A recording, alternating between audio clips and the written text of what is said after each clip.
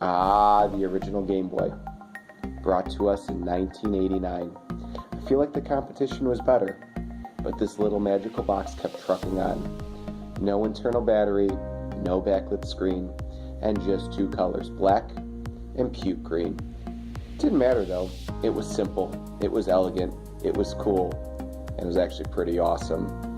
It was gaming on the go before smartphones.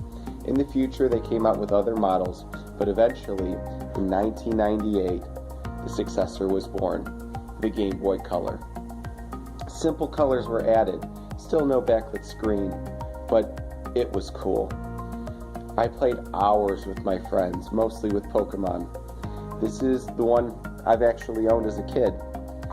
On my travels for economic game collecting, I sometimes run into Game Boy stuff. And a system basically is about $20. Some models are slightly more, some are slightly less. And at a thrift store, I found one for $18.99. Came with a bag and a copy of Tetris. I was excited, I was intrigued, but then I noticed.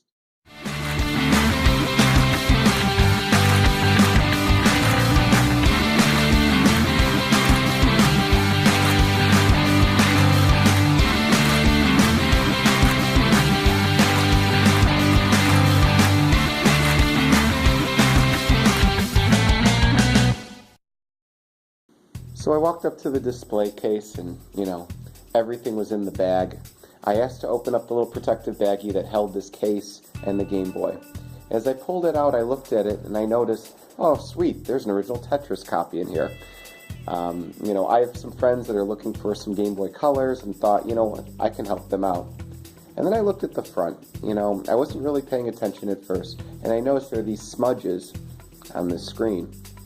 And then I looked over here and noticed, oh wow, this thing's been pretty chewed up.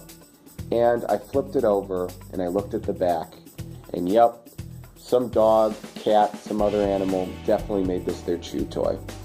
And this place was selling it for $18.99. People who collect for retro games get really aggravated when people are price gouging this stuff. This, in my opinion, is definitely trash.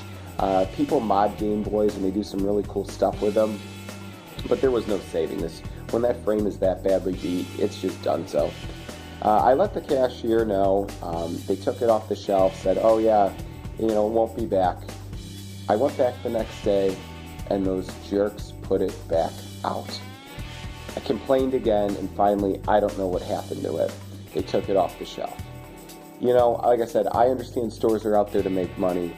The first time I was even willing to give them a pass because they probably didn't look at it. But when they go and put it back out again, come on.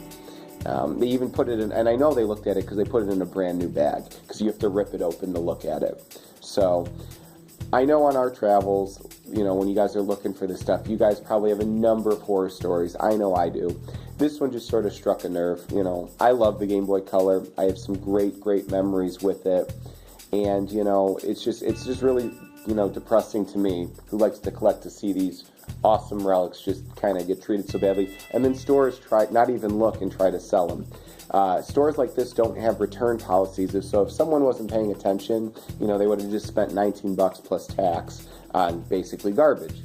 So, let me know if you found anything bad like this on your travels.